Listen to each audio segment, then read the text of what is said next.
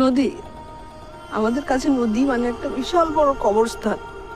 মানুষ নদীতে ঘুরতে যায়, আমরা নদীতে যাইতে পারি না, আমরা নদীর দিকে তাকাইতে পারি না। নদীর ঢেউ দেখলেই মনে হয় এই নদীর কোথাও আমার ভাইকে কি ওরা ফেলে রেখে গেছে কিনা। ও নদীর কোল না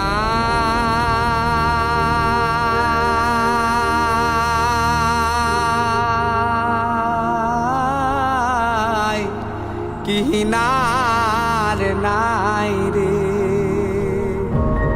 আমি কোন কুল হতে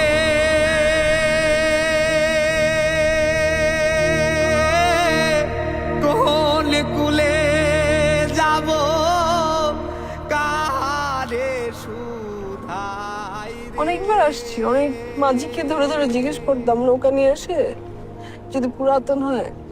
ভাই এরকম কখনো দেখছেন যে র্যাব ধরে নিয়ে আসছে বা এরকম মানুষকে মেরে ফেলতে দেখছেন, বা হাতে বাঁধা চোখ বাঁধা এরকম মানুষদেরকে ব্রিজ থেকে ফেলতে দেখছেন, বা কোনো নৌকা দিয়ে এনে ফেলতে দেখছেন?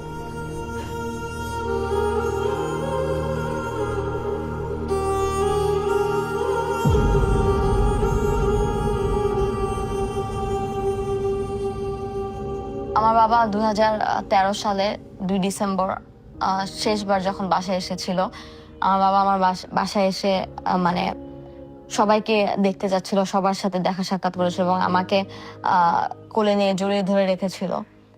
আমি মনে করি যে আমার বাবা যদি এবার ফেরত আসে, ফিরে আসে, আমি আসলে আমার বাবাকে ওভাবে মানে জড়িয়ে ধরে থাকবো, যাতে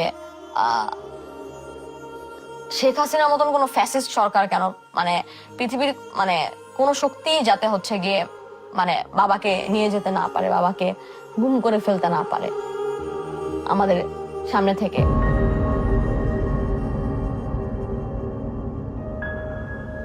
সুমন স্কুলে স্কাউটে ছিল, যে জাম্বুরিতে গাজীপুরের মৌচাকে, তো ওখানে 3 দিনের জন্য ছিল। তখন প্রেসিডেন্ট জিয়াউর রহমান সেই জাম্বুরিতে গেছিলেন ওদের সাথে, স্কাউটদের সাথে দেখা করতে। সেই যে সুমনের সাথে হ্যান্ডশেক করছিলেন জিয়াউর রহমান, তারপর থেকে তো সুমন তাকে দেখি, তার সাথে কথা বলে, ছোট বাচ্চা বয়স থেকেই তার খুবই ভক্ত। ইলেকশনের আগে অপোজিশন পার্টি করার জন্য ঘরে থাকতে পারতো না, অ্যারেস্ট করে ধরে নিয়ে যায়। অনেকবার হয়েছে তার সাথে, এটা বহুবার হয়েছে। তো দেখা যায় তো তাকেই টার্গেট করা হচ্ছে, বারবারই আওয়ামী লীগের সময় তাকেই টার্গেট করা হচ্ছে, বারবারই তাকে টার্গেট করা হচ্ছে।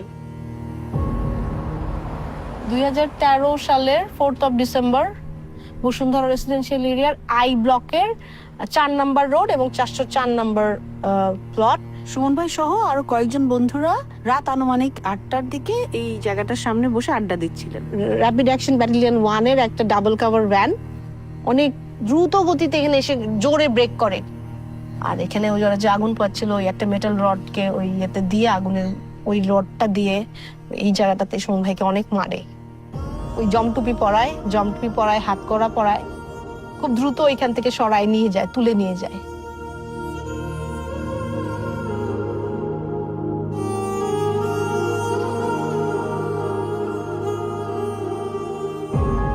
In her second term as Prime Minister, security forces were locking up opposition figures without trial. Among them, a popular official with the Bangladesh Nationalist Party, Sajidul Islam Sumon. In December 2013, eyewitnesses say he and 5 friends were taken by authorities and never seen again.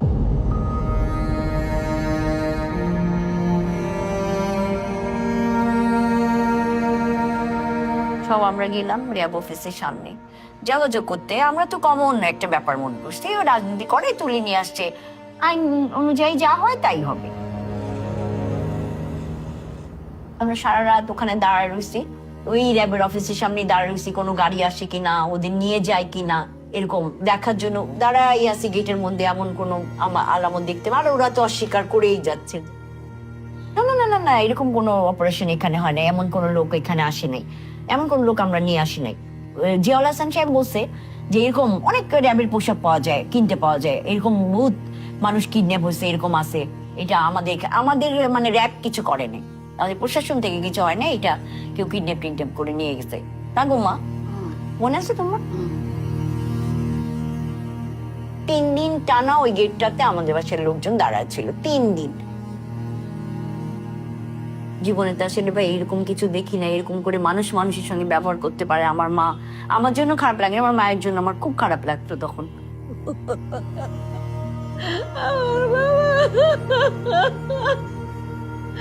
আমার বাবা কি দোষ করলো যে এত বছর যাবত আমার সুমনকে আটকে রাখছে? আব্বা,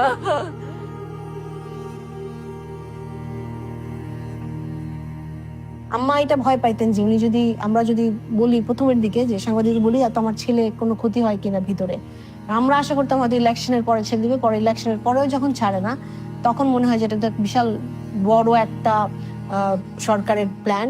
প্রেস ক্লাবের সামনে সারাদিন, সকাল দুপুর রাত সন্ধ্যা সবসময় আমরা ওখানে দাঁড়িয়ে থাকতাম, আন্দোলন করতাম বাবার জন্য। আমি, আমার ফুপি, আমার দাদু, আমার মা, আমরা সবাই, আমার বোনের তখন 1.5 বছর বয়স ছিল। মাইকের সামনে আমি বলেছিলাম যে হচ্ছে আমার বাবাকে যেহেতু গুম করে দিয়েছেন, তাহলে আপনারা যদি হদিস না দেন, আপনারা আমাকেও গুম করে দিন। আমাকে গুম করে নিয়ে ওই জায়গাটাতে রেখে আসুন যেখানে আমার বাবাকে রেখে এসেছেন, যে আমি যেন চোখ দিয়ে আমার বাবাকে দেখতে পারি, আমি যেন ছুঁয়ে দেখতে পারি।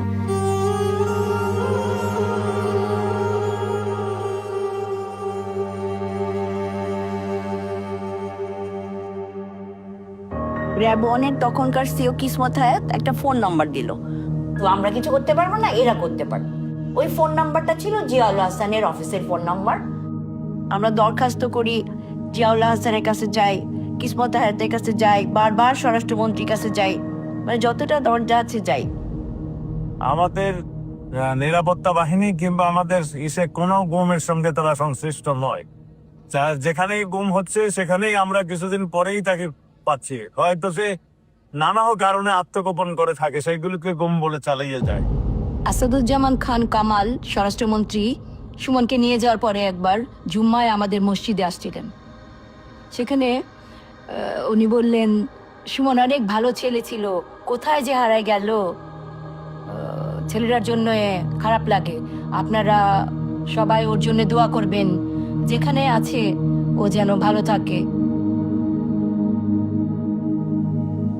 স্বরাষ্ট্রমন্ত্রী এই সমস্ত তামসার মধ্যে আওয়ামী লীগের এক নেতা আমাদের প্রপোজাল দিল, 1 কোটি টাকার বিনিময়ে তারা সুমনকে ছেড়ে দিবে।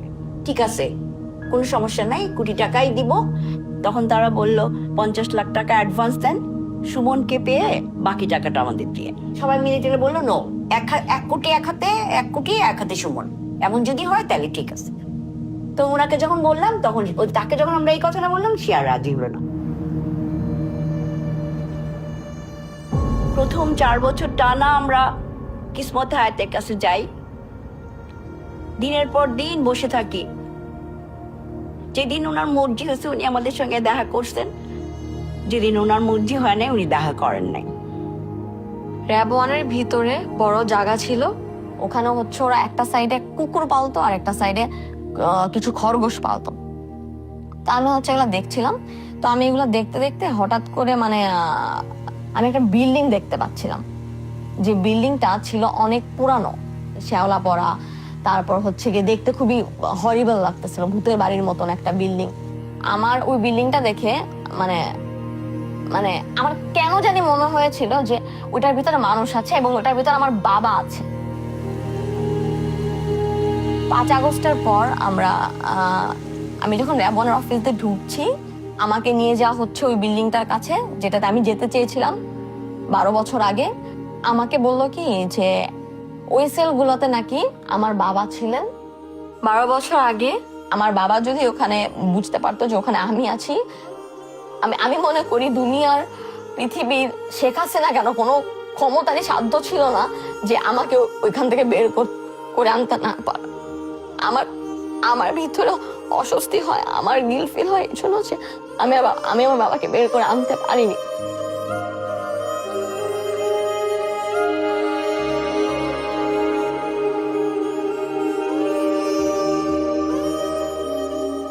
দিন পার হয়ে যায়, 20 দিন, 21 দিন, 30 দিন, ডিসেম্বর পার হয়ে যায়, জানুয়ারি পার হয়ে যায়, পাওয়া যায় না। তখন পরিবারের লোকরা শব্দ হইতে শুরু করছে, আম্মার কথা আর তখন শুনতেছে না কেউ।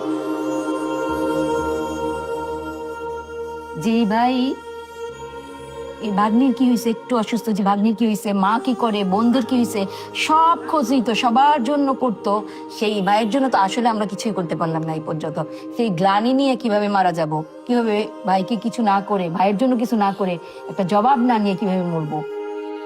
দেশের মধ্যে আমরা কোনো বিচার পাচ্ছিলাম না, বিচার বিভাগ থেকে না, প্রশাসন থেকে না, কোনো ইনভেস্টিগেশন হচ্ছে না।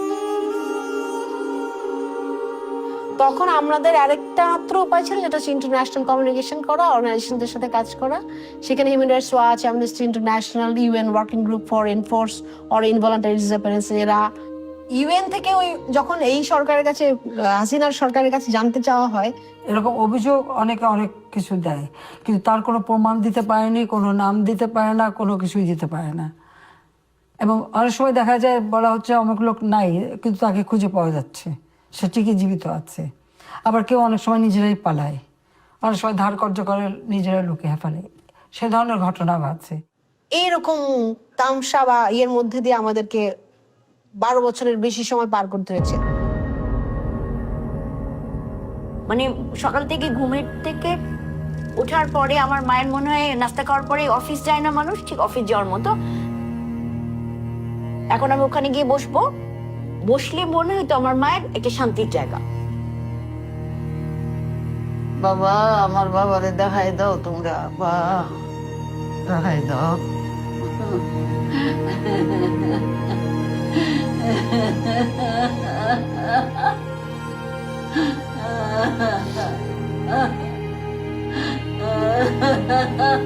আমার অ্যাপকে বলতো আপনারা যদি নাই দেন ফেরত, মেরেই ফিরে থাকেন, তো অন্তত মাটিটা দেখান, আমি মরার আগে একবার জিয়ারত করে যাই, আমার ছেলেরে বলে যাই আল্লাহ বেহেশত নসিব করো, এটা বলেন।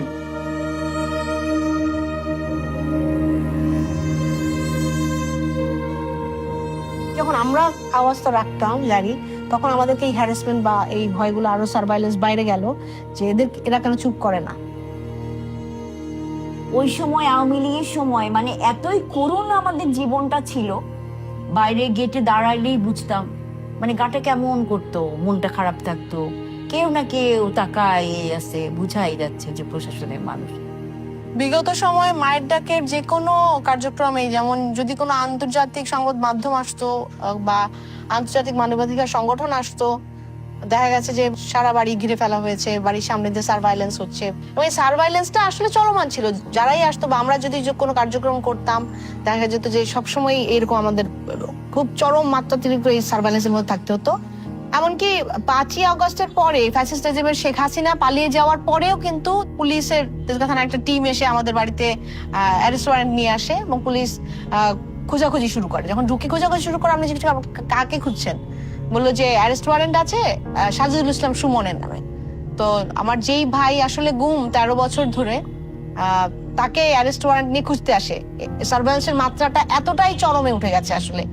এবং আমরা যখন জিজ্ঞেস করি যে 13 বছর ধরে সাজিদুল ইসলাম সুমন আমার যে ভাই গুম, সেটা তো দেশের সব মানুষ জানে, তো আপনারা জানেন না? তারা খুব রূঢ় ভাবে আমাদেরকে রিপ্লাই করে যে আমরা কেন জানবো, আমার ভাই, বড় ভাই উনি বাইরে গেলে আতঙ্কে থাকতে হয়তো কখন তাকে তুলে নিয়ে যাচ্ছে। পুলিশ এসে একদিন সে আমার ভাইকে তুলে নিয়ে যায়। আম্মা ওসি সাহেবের কাছে গেল, ওসি সাহেবকে জিজ্ঞেস করলো আমার এই ছেলেটাকে কেন তুলে আনছেন, ও তো মসজিদ আর মাদ্রাসা ছাড়া কোথাও যায় না, ও কোনো বন্ধু বান্ধবের কাছেও যায় না। তো ওসি সাহেব নির্দ্বিধায় আম্মাকে উত্তর দিলেন যে ও তো সুমনের ভাই, এই জন্য তুলে এনেছি, এবং আনার জন্য আমার মাকে অনেক টাকাও গুনতে হয়েছে ওই দিন।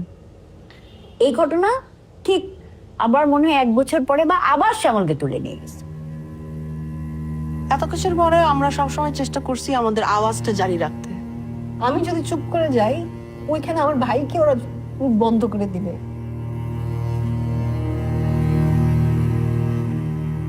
একটা সময় শুনতে পাই যাদের গুম করা হয়েছিল তাদের এত পরিমাণ টর্চার করা হয় যে ওরা পাগল হয়ে যায়, তখন নাকি ওদেরকে জায়গায় জায়গায় ফেলে রেখে আসতো। আম্মা সব কটা সিকিউরিটি গার্ডকে বলে রাখছিল যে দেখো, আর কোনো অচেনা চেহারা বা পাগল টাগল দেখলে কিন্তু আমাকে না দেখায় সরাই দিও না, আমাকে ডাক দিবা, আমি এসে দেখবো। ফকির টুকির কিছু হলে কাছে যায়, বা ওই যে পাগল টাগল শুয়ে থাকে, উঠে দেখবে ওটা সুমন কিনা। সাউন্ড নাই, এরকম কোন একটা মানে নিরিবিলি পরিবেশে থাকি, তখন আমার মনে হয় যে আমার বাবা আমাকে পিছন থেকে ডাকছে। এখন পর্যন্ত আমি আমার বাবার ওই নাম্বারটাতে ফোন দিই, এটা দেখতে যে ওই নাম্বারটাতে রিং হয় কিনা, কিন্তু এই নাম্বারটা বলে যে সুইচড অফ।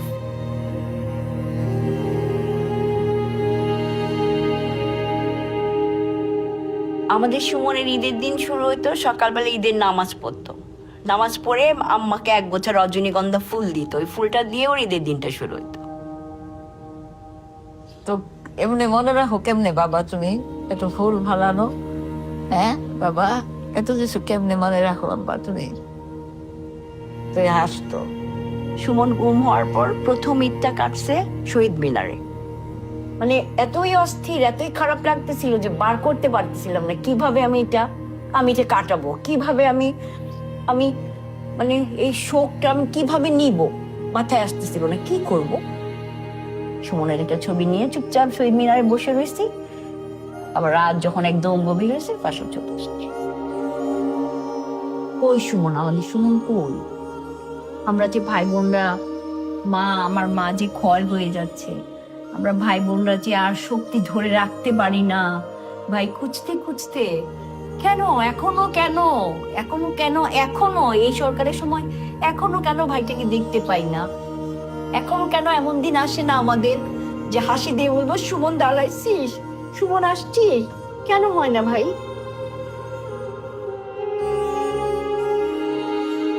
একবারে জুলাই ধাক্কা আসে নাই।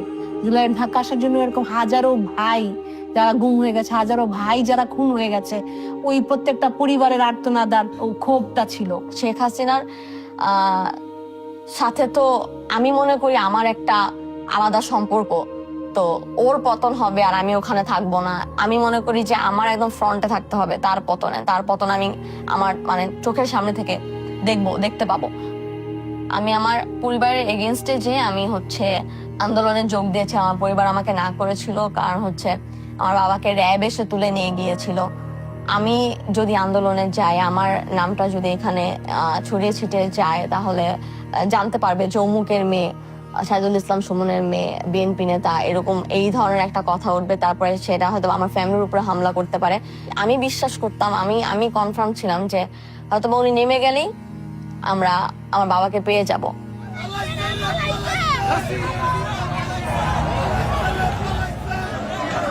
সালমান এফ রহমান, এই আপনার পলক, এই আরাফাত, আর ওবায়দুল কাদের, এই লোকগুলা বুদ্ধিতে শেখ হাসিনা দেশ ছাড়া লাগে। উনি ধরতে বলছে, রাখতে বলছে, আমি সরকারের দায়িত্ব পালন করছি, আমি রাখছি, এখন আমি ছেড়ে দিচ্ছি, শেষ। আমি তো সরকারি কেস করছি। ওই দিন থেকেই ডিজিএফআই অফিস থেকে শুরু করে সব অফিসে দাঁড়ানো শুরু করে দিলাম, কিন্তু পরপর হ্যাঁ ফোন আসে, সুমন ভাই আসতেছে, ছেড়ে দিছে তো আসতেছে, আমরা আগায় যাই থাকি এরকম দাঁড়ায় আছে যে 5 তারিখ পর থেকে, কিন্তু সুমন ভাই আসতেছে ওই দিক দিয়ে বের হয় না, ছেড়ে দিছে। তো এই দিন আমাদের 3 জন 4 জন 5 জন 6 জনেরা বের হওয়ার পরে কিন্তু আর মানুষকে আর আমরা দেখতেছি না, আর মানুষ দেখা যাচ্ছে না। বাবা, আমার সুমনরে দেখছেন? আমার সুমনরে দেখছেন? আমার সুমনরে এনে দিবেন নি বাবা? আপনারা আমার সুমনরে এনে দিবেন নি আব্বা? আমার সুমনরে এনে দিবেন নি বাবা? আমি কোন কুল হতে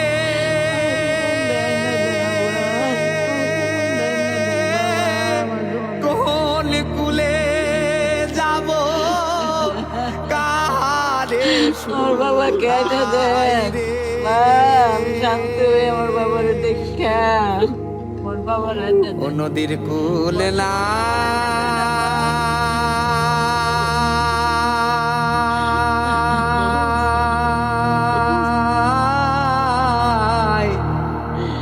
কিনার নাই রে।